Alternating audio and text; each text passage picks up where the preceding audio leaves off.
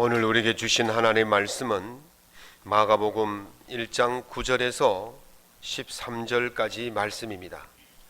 신약성경 53면에 있습니다. 신약성경 마가복음 1장 9절에서 13절까지 말씀을 한 목소리로 낭독하겠습니다. 그때 예수께서 갈릴리 나사렛부터 와서 요단강에서 요한에게 세례를 받으시고 곧 물에서 올라오실새 하늘이 갈라짐과 성령이 비둘기같이 자기에게 내려오심을 보시더니 하늘로부터 소리가 나기를 너는 내 사랑하는 아들이라 내가 너를 기뻐하노라 하시니라. 성령이 곧 예수를 광야로 몰아내신지라. 광야에서 40일을 계시면서 사탄에게 시험을 받으시며 들 짐승과 함께 계시니 천사들이 수종 들더라. 아멘. 오늘 본문 말씀을 중심해서 저 높은 곳을 향하여 준비하라. 첫 번째 시간 사명자의 삶을 준비하라 라는 제목으로 하나님 은혜의 말씀을 함께 나누고자 합니다. 이 말씀을 통해서 여러분의 가정과 생업에 충만하신 하나님의 은혜가 있기를 예수님 이름으로 축원합니다. 이탈리아에 가면 유명한 관광지가 하나 있죠. 베네치아라는 관광지가 있는데 그곳에서 약 1시간 가량 떨어진 곳에 파도바라는 작은 도시가 있습니다. 그 파도바라는 도시에 성 안토니오 성당이 있고 그 성 안토니오 성당 안에는 성 안토니오 생애라는 그림이 걸려 있습니다. 이 그림을 그린 사람이 티치아노 베첼리오라는 화가인데 이 그림이 르네상스 시대에 그려졌고 이 그림을 그릴 때에 1610년대에 이 티치아노는 무명 화가였습니다. 그래서 그 성당 안토니오 성당을 건축할 때 그림을 그렸는데 거기에 이제 대가들이 와서 그림을 그렸죠. 그런데 이 무명 화가인 티치아노에게도 그림을 그릴 수 있는 기회가 주어졌습니다. 무명 화가가 대가들 옆에 그림을 조그맣게 그린다는 것은 참 볼품 없겠습니다. 누가 그걸 쳐다보겠습니까? 그것도 어떤 벽면 중앙에 걸어 놓는 것이 아니고 아주 저 기퉁이에 잘 안 보이는 곳에 걸어 놓았습니다. 그러니까 이 무명 화가가 그린 그림인데 대가 옆에 있고 그것도 한쪽 기퉁이에 있으니까 누가 그걸 쳐다보겠냐는 거죠. 그래도 무명 화가에게 일거리가 주어졌다는 것에 감지덕지하고 감사한 마음으로 열심히 했을 겁니다. 그러나 이 티치아노는 그것보다 더 중요한 것이 뭐냐면 누가 내 그림을 봐줄까라고 생각하고는 대가들이 그려놓은 그림들을 유심히 살펴보기 시작했습니다. 그러다가 한 가지를 발견합니다. 그 당시에 그 그림의 화풍은 큰 그림에다가 수많은 사람을 그려 넣는 것입니다. 그러니까 사람들을 많이 그려 넣다 보니까 그 사람들 개개인의 그 인물의 표정이나 미세한 변화 이런 것들은 그리지를 못하고 그냥 사람만 잔뜩 그려 놓았죠. 그때 이 발견한 것이 그것이었습니다. 아, 사람의 얼굴에 생동감이 없구나. 미세한 표정의 변화가 없구나. 그렇게 생각하고는 이 티치아노는 사람의 숫자보다는 사람의 얼굴의 변화와 표정에 그 중점을 두고 그림을 그리게 되어진 것이죠. 그것이 바로 이 티치아노가 새로운 화풍을 여는 계기가 되었어요. 그 이후로부터 사람들은 그림을 그릴 때에 어떤 사람의 숫자보다는 개개인의 표정, 미세한 변화 이곳에 중점을 두고 그리게 되었고 그 일로 인해서 티치아노는 르네상스 거장의 반열에 이르게 되었던 것입니다. 김상근 교수는 이 인문학을 창조하라, 인문학으로 창조하라 라는 책으로 그 속에 있는 이야기를 이렇게 해놓았습니다. 남과 다른 독창적인 삶을 살려면 첫 번째 해야 할 일은 지금 내가 무엇을 해야 하는지에 주목하고 선택하고 집중해야 한다 그렇게 했어요. 남과 다른 삶, 독창적인 삶을 살기 위해서는 지금 내가 무엇을 할 것인가에 대한 주목하고 선택하고 집중해야만이 남과 다른 삶을 살 수가 있다는 것입니다. 신앙의 최종 목적지는 저 높은 곳 하나님이 계신 영광의 자리까지 올라가는 것이 우리 신앙인의 최종 목적지입니다. 하나님의 영광의 자리에 이르기 위해서는 우리가 이제까지 남들과 같이 살았던 그 방식으로 살아서는 안 된다는 것이죠.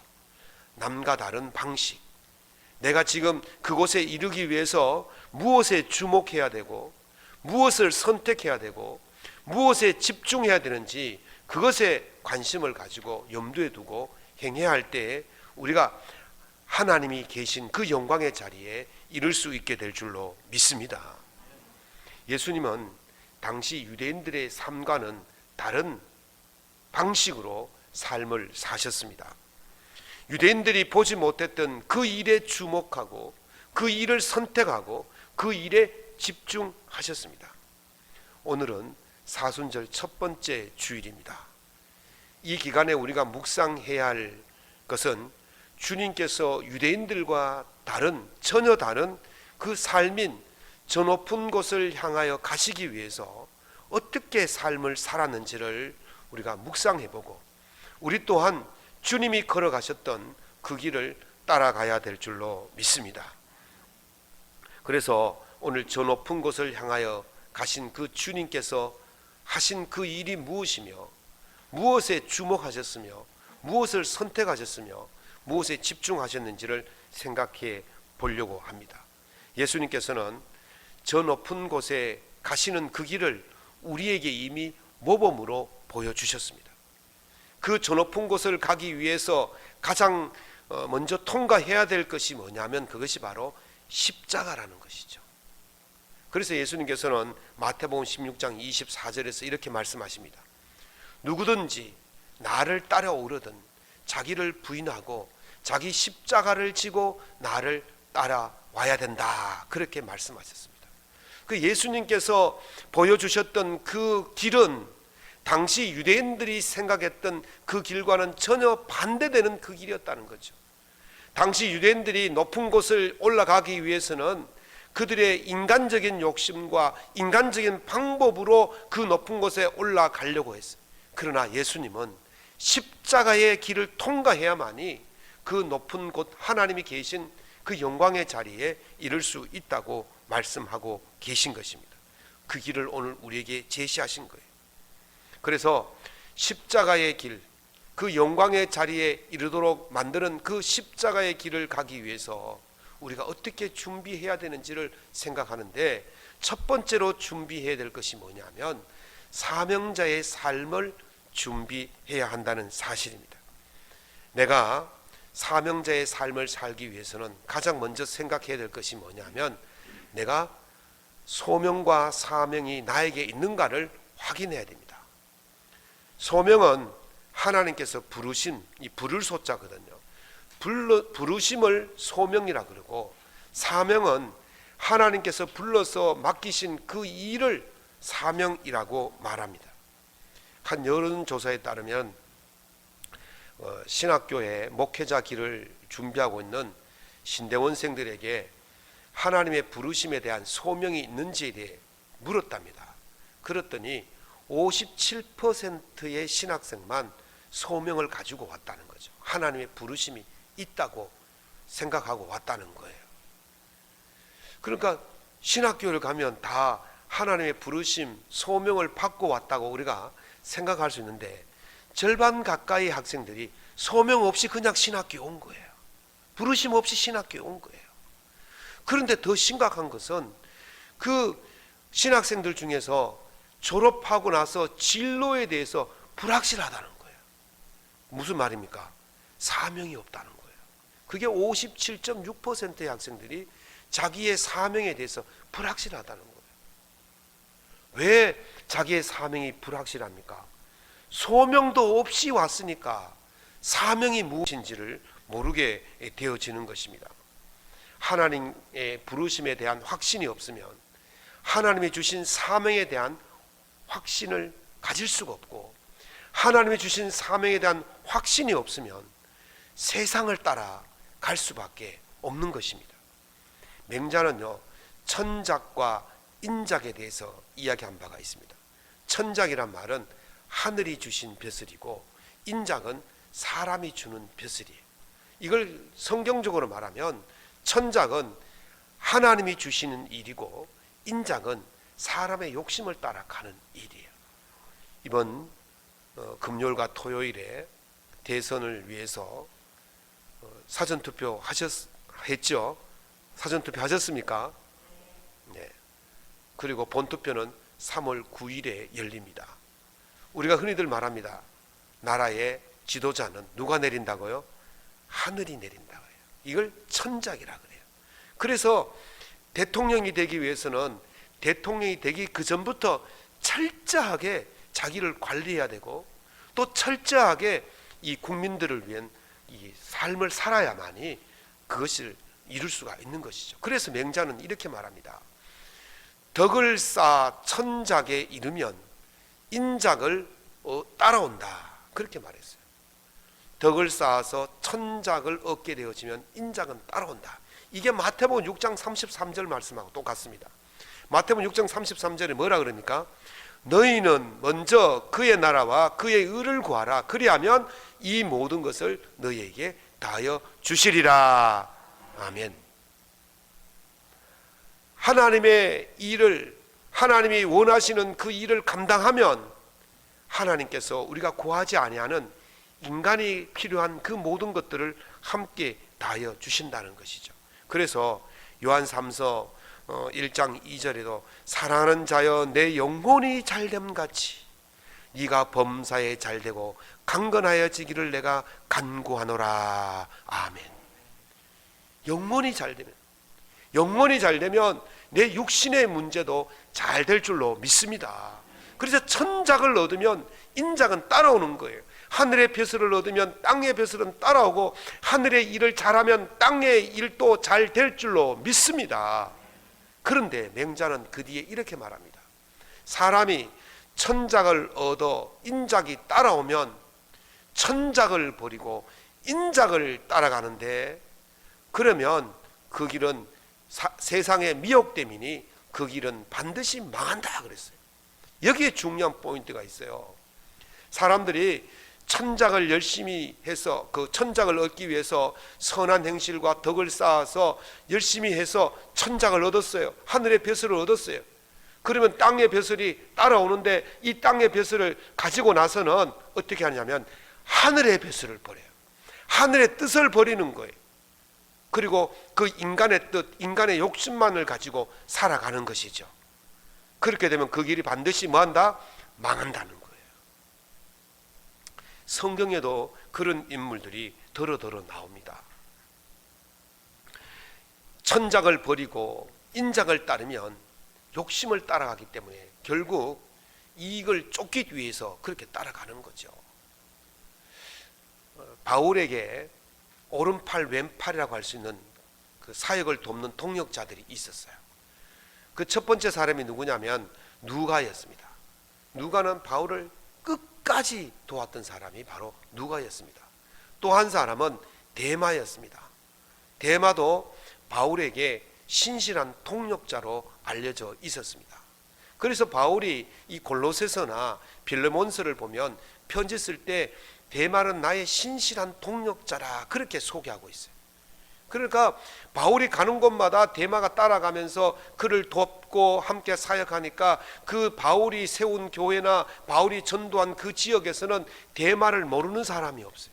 데마의 이름이 알려진 것이죠. 그런데 나중에 보면 어떤 일이 벌어지느냐면 디모데후서 4장 10절에 보면 바울이 디모데에게 편지할 때 이렇게 씁니다. 데마는 이 세상을 사랑하여 나를 버리고 데살로니가로 갔고, 그렇게 했어요. 데마가 바울의 동역자로서 이름이 알려졌어요.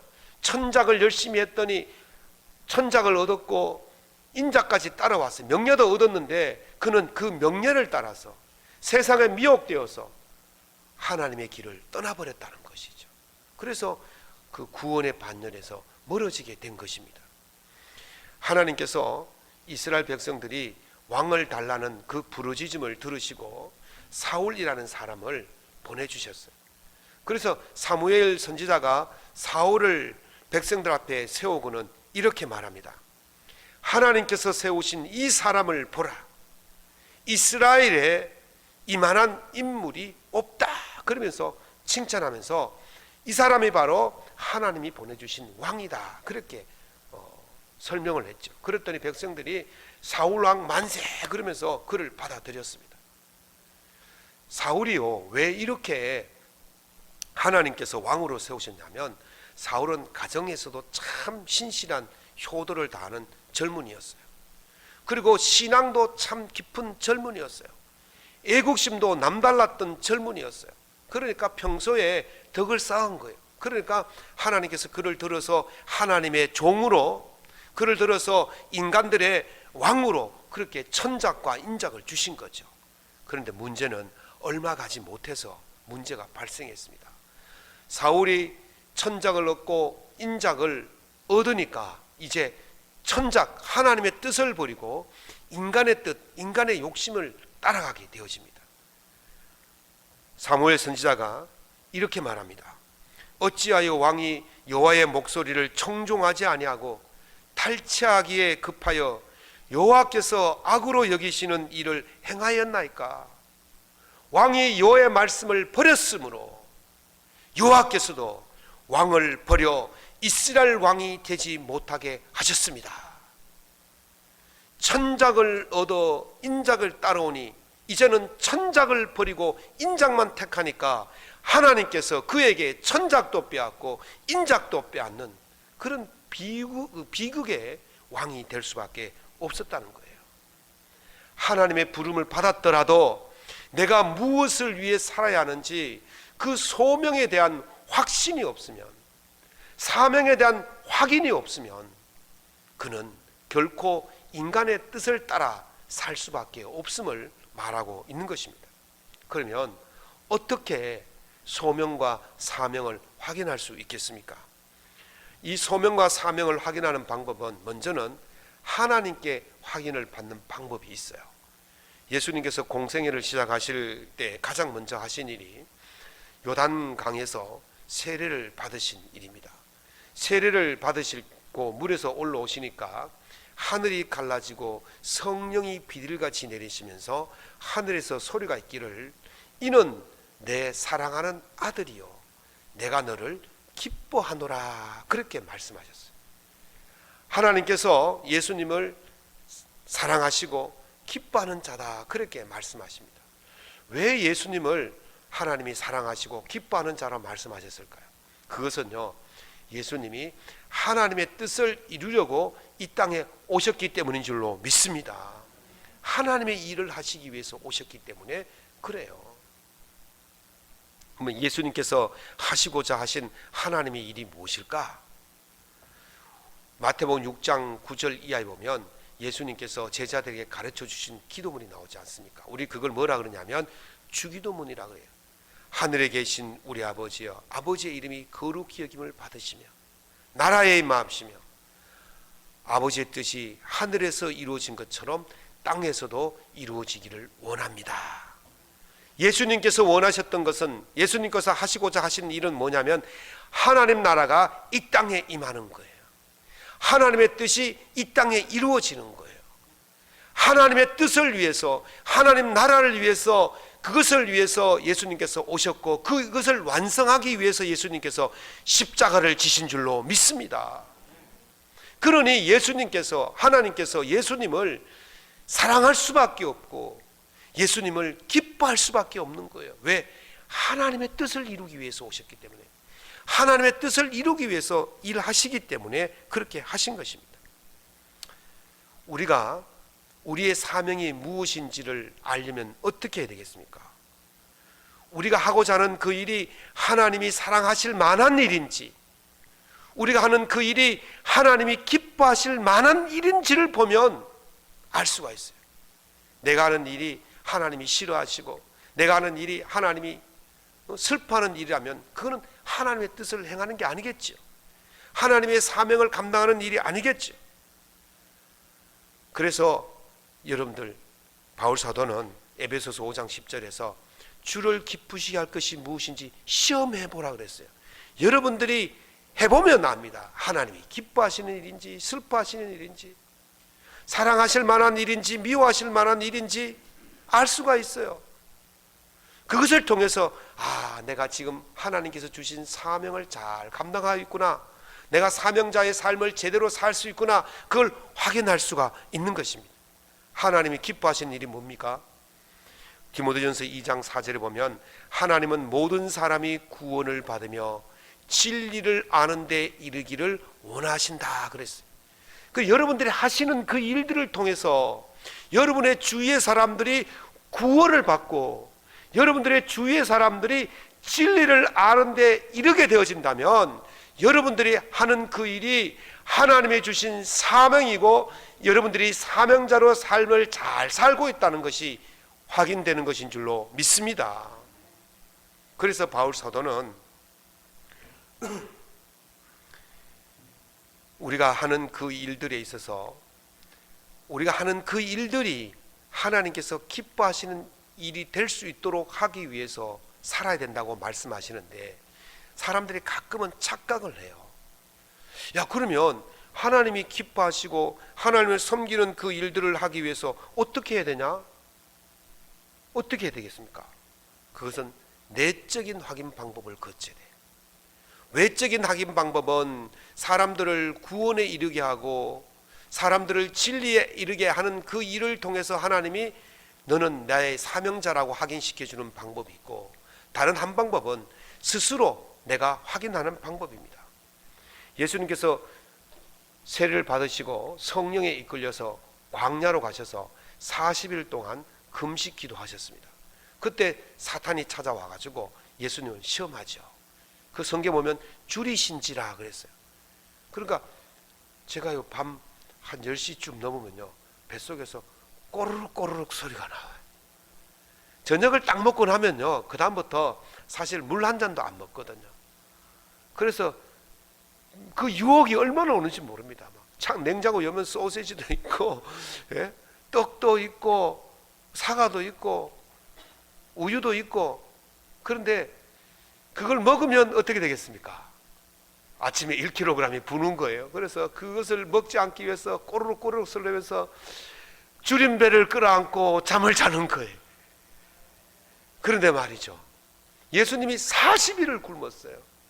저는 저녁 7시부터 밤 10시 사이에 3시간 동안 아무것도 안 먹어도 그렇게 힘든데 예수님께서 40일을 굶으셨어요.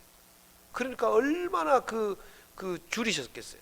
그때 마귀가 찾아와서 뭐라 그러냐면, 이 돌들로 떡이 되게 하라, 그리고 먹으라 그랬어요. 그때 예수님께서 뭐라 그러십니까? 사람이 빵만으로 살 것이 아니요 하나님의 말씀으로 산다 그러시면서 물리치셨어요. 두 번째 사탄이 찾아와서 성전 꼭대기에 들어가서 여기서 뛰어내려라, 그러면 천사들이 너희를 수종들 거야, 그러면 너가 하나님의 아들인 것을 사람들이 알 거야. 그때 예수님께서 사탄아, 주 너희 하나님을 시험하지 말라, 그러니까 물리치셨어요. 세 번째는 나에게 절해라, 그러면 천하 만국을 너에게 주겠다. 그랬더니 예수님께서 뭐라 말씀하셨습니까? 다만 주 너희 하나님을 경배하고 그만 섬기라고 하셨다. 그러면서 이 사탄을 물리치셨습니다. 사탄은요, 물질을 주겠다, 인기와 명예를 주겠다, 권세를 주겠다, 그렇게 말합니다. 그게 뭡니까? 인간의 미혹, 인간의 욕심 아니겠습니까? 그러나 주님은 그것을 버리시고 하나님의 뜻을 따라가는 거예요. 마귀는 인작을 주겠다 그러지만 예수님은 천작을 원했던 것입니다. 그것을 물리치실 수 있었던 것입니다. 그래서 예수님께서 다만 하나님을 경배하고 하나님을 섬기는 것이 자신의 사명인 것을 말씀하신 거예요. 여러분들이 삶이 다만 하나님을 경배하고 하나님을 섬기는 그 일에 여러분의 삶의 우선순위라면 여러분들은 사명자인 줄로 믿으시기 바랍니다. 우리가 무엇으로 알 수 있느냐 하면 내가 무엇에 우선순위를 두고 있느냐에 따라서 내가 사명자이며 인가 아닌가를 확인할 수가 있는 거예요. 러시아 사람들은 우선순위를 어디에 두느냐 하면요, 품격에 둔다 그래요. 품위에 둔다 그래요. 그리고 일본 사람들은 체면에 우선순위를 둔대요. 미국 사람들은 질서에 우선순위를 둔대요. 한국 사람들은 어디에 우선순위를 둘까요? 체면에 우선순위를 둡니다. 그러나 마귀가 우리에게 우선순위를 요구하는 것은 무엇이라고요? 물질입니다. 인기고 명예고 권세에 우선순위를 두라고 말씀하십니다. 요구합니다. 미혹합니다. 그러나 하나님은, 예수님은 뭐라고 말씀하셨습니까? 다만 하나님을 경배하고 하나님을 섬기는 것에 우선순위를 두라는 거예요. 그것이 바로 그리스도인의 우선순위인 거예요. 여러분들이 그 우선순위를 어디에 두느냐를 보면 내가 사명자인가 아닌가를 확인할 수가 있다는 것이죠. 야, 그러면 하나님을 경배하고 섬기려면 맨날 교회에서만 살아야 되나? 교회에서만 일해야 되나? 그러면 신학교를 가야 되나? 어떻게 하겠습니까, 여러분들? 하나님을 경배하고 섬기는 것이 신학교에 가야 되고 교회에서만 있어야만이 하나님을 경배하고 섬길 수 있겠습니까? 바울사도는 그렇지 않다고 말합니다. 바울사도는 말씀하시기를 빌립보서 4장 8절에 무엇에든지 참되며 무엇에든지 경건하며 무엇에든지 옳으며 무엇에든지 정결하며 무엇에든지 사랑할 만하며 무엇에든지 칭찬할 만하며, 그렇게 말했어요. 여기 무엇에든지라는 말에 우리가 주목을 해야 돼요. 무엇에든지는 우리가 살고 있는 삶의 모든 분야를 말하는 거예요. 여러분들이 발을 딛고 있는 이 땅, 여러분의 가정과 생업과 또 직장과 또는 여러 사람들 만나는 모든 일들이 무엇에든지 거기에 우리가 초점을 맞추는 것입니다. 거기에서 그렇게 살면, 거기에서 삶의 현장에서 하나님을 경배하고 하나님을 섬기며 살면 그것이 바로 내가 사명자임이 확인되어지는 것입니다. 예수님께서 저 높은 곳을 향하여 가시기 위해서 그 생애 내내, 공생애 내내 그것을 염두에 두고 사셨습니다. 어떤 경우에는 핍박과 조롱과 야유와 멸시와 고난과 심지어는 십자가를 지는 그 순간까지도 하나님의 뜻을 위해서, 하나님께 경배하고 섬기기 위해서 그것에 우선순위를 두셨습니다. 사랑하는 성도 여러분, 저 높은 곳을 향하여 하나님 영광의 자리에 이르는 길은 결코 순탄하지 않습니다. 주님께서 쉽고 빠른 길을 택하셨다면 어찌 우리가, 인류가 구원을 받을 수 있었겠습니까? 예수님께서 잡히시던 날 밤에 겟세마네 동산에서 기도하실 때에 이제 군병들이 잡으러 왔어요. 검을 들고 또 횃불을 들고 뭉치라 그래서 이게 철퇴를 들고 잡으러 왔을 때에 그 제자 중 한 명이 칼을 빼어서 대제사장의 말고의 길을 쳐서 떨어뜨립니다. 그때 예수님께서 그 말고의 길을 붙여주시면서 말씀하시기를 칼을 칼집에 도로 꽂으라, 칼로 흥한 자는 칼로 망한다, 그렇게 말씀하시면서 이렇게 말씀하십니다. 내가 하나님께 12영 더 되는 군단, 12군단 더 되는 천사들을 불러서 이들을 멸하지 못하겠느냐, 할 수 있다는 거죠. 그러나 그렇게 하면 어떻게 인류 구원이 이루어질 수 있겠느냐라고 말씀하셨습니다. 예수님은 그 고난의 현장, 그 순간, 죽음의 그 순간까지도 하나님의 뜻을 우선 두고 사셨다는 것입니다.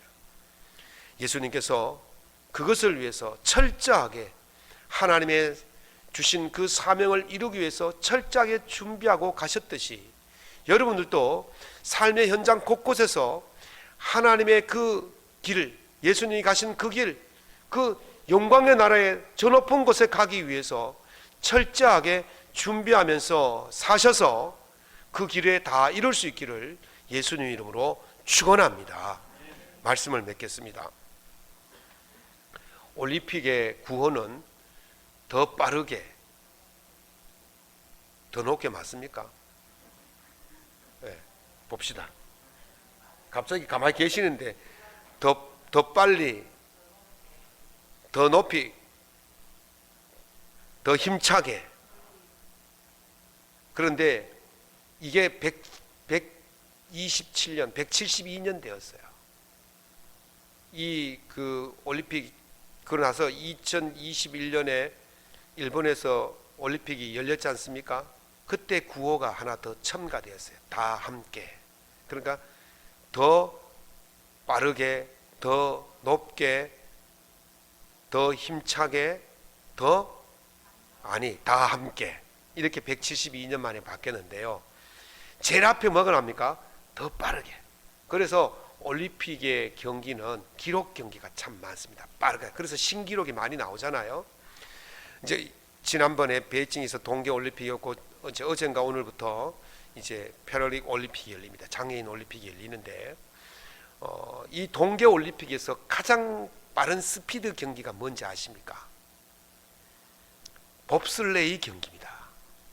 봅슬레이가 뭐냐면 썰매 경기예요. 저 산 꼭대기에서부터 썰매를 타고 이 산 밑에까지 누가 가장 빠르게 내려오느냐. 근데 그 거리가 보통 평균 1500m가 됩니다. 그런데 이 속도가 얼마냐면 평균 140km예요. 빠르면 150km, 130km. 여러분 고속도로에서 차 운전할 때 최고 속도가 얼마입니까? 110km죠. 그죠? 100에서 110km예요. 근데 150km 좀 달릴 때가 별로 없어요. 그런데 이게 150km를 내려와요. 그런데요, 이 150km를 몇 초에 끊느냐면 60초, 1분 만에 끓는 거예요. 그런데 딱 타고 가만히 있으면 이게 지가 알아서 내려가죠. 그런데요, 그 출발선 앞에 15m의 그 거리가 가장 중요하다고 합니다. 그리고 거기서 걸리는 시간이 가장 중요하다고 그래요. 60초에 10분의 1은 6초가 거기서 소요되어지고, 그리고 이 힘의 90%가 요때 15m에 결정이 되어진다는 거죠. 그래서 0.1초의 차이로 승패가 알려지는데 요때 6초, 요때 그 15m를 얼마나 잘 하느냐에 따라서 1등이 되기도 하고 꼴등이 되기도 한다는 거예요. 그 준비 시간. 그래서 이 봅슬레이 선수들의 장단지는요, 역도 선수들보다 더 굵습니다. 그 순간적으로 그 힘을 쏟아야 되기 때문에. 사랑하는 성도 여러분, 우리의 신앙의 완성, 주님 앞에 가는 그때까지의 그 과정에서 가장 준비를 잘 해야 되는 시간, 그게 첫 번째 그 시간이 가장 중요하다는 거예요. 얼마나 철저하게 준비하냐에 따라서 우리의 가정을 잘 갈 수도 있고 그렇지 못할 수도 있는 거예요. 예수님께서 공생의 기간 동안 천사가 딱 2번 수종드는 장면이 나옵니다. 첫 번째는 언제냐? 바로 오늘 본문 말씀에 천사가 수종들더라. 그리고 마지막에 십자가를 지기 전에 겟세마네 동산에서 기도하실 때 천사가 돕더라 그랬어요. 처음과 끝이 굉장히 중요한 거예요. 예수님께서 그 준비를 철저히 하는데 그게 너무 힘들고 너무 어렵기 때문에 천사가 와서 돕는 거예요. 여러분들이 주의 길을, 사명자의 길을 잘 가기 위해서 철저하게 준비한다면 하나님께서 천사를 보내셔서 준비시켜 주실 줄로 믿습니다. 잘 준비되어지면 그 다음부터 가기 쉬운 거예요. 그 다음부터 가기 쉬워요. 그래서 이 사명자의 삶, 그 겟세마네 동산, 십자가의 골고다 언덕까지, 그것을 통과하기까지 만만치 않은 그 길을 여기서 잘 준비하셔서 하나님의 나라, 영광의 나라에 다 들어갈 수 있기를 예수님 이름으로 축원합니다.